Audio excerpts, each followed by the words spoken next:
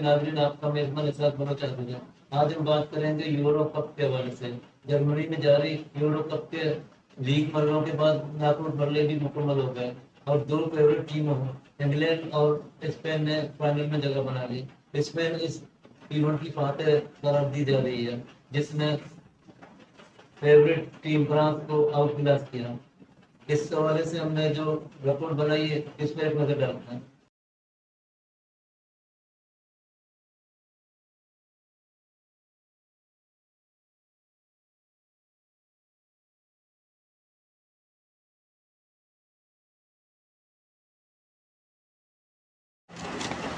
Germany में जारी euro cup final मरले में दाखिल हो गया।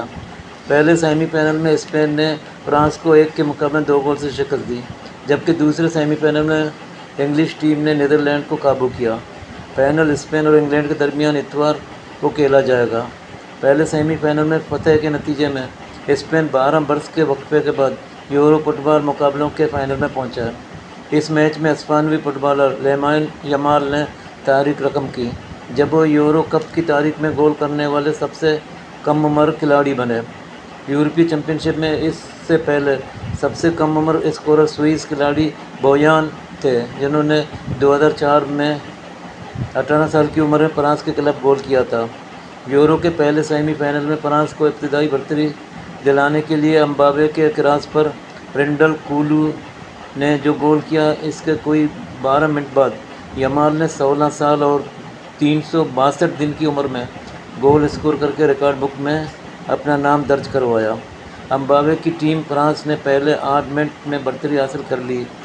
वहीं स्पेन के नन्हे क्रश में लामिन यमाल ने 21वें मिनट में एक नाकाबिल यकीन गोल दाग कर सबको हैरान कर दिया और स्कोर 1-1 से बराबर हो गया। इसके 4 मिनट बाद ही स्पेन की 10 नंबर जर्सी पहनने वाले दानी अलूमो ने गोल करके सबकत हासिल कर ली, जो आखिरी लम्हा तक बरकरार रही। फ्रांस ने गोल पोस्ट पर 2 शानदार मौके गंवाए, जबकि एम्बापे ने शॉट गोल पोस्ट से ऊपर मार दिया। इस तरह यमाल ने भी एक गोल का मौका इस वक्त गंवा दिया जब इन्होंने शॉट में ज़्यादा ताकत लगा दी और गेंद गोल पोस्ट के ऊपर से निकल गई। यमाल इससे कबल इस वक्त सुर्खियों में आए थे जब इन्होंने जॉर्जिया के खिलाफ गोल करने के 6 मौके पैदा किए, जो कि 21 साल से कम उम्र के किसी भी खिलाड़ी की जानिब से नॉकआउट मुकाबलों में बनाए गए सबसे ज़्यादा चांसेस थे।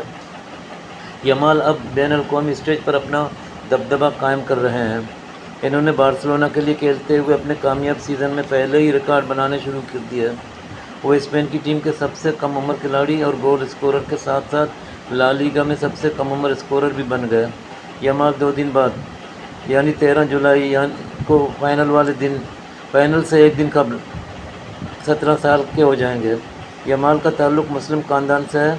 इनके वालिद मराकश से ताल्लुक़ रखते हैं, जबकि वालदा गिनी की हैं। स्पेन को अपने तमाम 6 मैचेस जीतने के लिए फाइनल खेलने का मुस्तहकम करार दिया जाता है और इसके साथ ही इसने टूर्नामेंट में सबसे ज़्यादा 13 गोल भी स्कोर किए। इनकी इस कारकर्दगी में बिलाशुबा इनके 2 नौजवान खिलाड़ी हैं, जिसमें 16 साल यमाल और 21 साल वेंगर नीकू हैं। अगरचे इससे कबल मुख्तलिफ मौके पर नीकू ने फरारी का लक़ब लेकर सुर्खियों में जगह बना ली, लेकिन सेमीफाइनल में गोल दागने के बाद हर जगह यमाल ही यमाल दिखाई दे रहा है। स्पेन ने जब जर्मनी को क्वार्टर फाइनल में शिकस्त दी थी, तो उस वक्त से ही इन दोनों खिलाड़ियों का जिक्र हो रहा था और स्पेनी टीम के फाइनल में पहुंचने के बाद सोशल मीडिया पर जहां यूरो 2024 ट्रेंड कर रहा है, वहां स्पेन और यमाल भी ट्रेंड कर रहे हैं। अब हम दूसरी सेमीफाइनल की जानिब आते हैं। दूसरे सेमीफाइनल में सनसनीखेज मुकाबले के बाद इंग्लैंड ने नीदरलैंड को शिकस्त देकर यूरो कप के फाइनल में जगह बना ली। इंग्लिश टीम ने दिलचस्प मुकाबले को सब करीब नीदरलैंड को 1 के मुकाबले 2 गोल से शिकस्त दी। डॉर्टमंड में खेले गए इस ड्रामाई मैच का फैसला इंजरी टाइम में हुआ, जब इंग्लैंड के मुतबादिल खिलाड़ी वाटकिंस ने पाल्मर के पास पर गेंद को नेट के हवाले किया। मुकाबले के आगाज़ में नीदरलैंड के समन्स ने अपनी इनफरादी कोशिश से गोल बनाकर हालैंड को बढ़तरी दिला दी। 10 मिनट बाद इंग्लैंड का कप्तान हैरी केन की पेनल्टी ने डच टीम की बढ़तरी का खात्मा किया। इस तरह इजाफी वक्त में मुकाबले का फैसला इंग्लिश टीम के हक़ में हुआ। फाइनल में इतवार को इंग्लैंड का सामना टॉप फेवरेट स्पेन से होगा। जिसके लिए माहिरीन ने स्पेन को फेवरेट करार दिया है।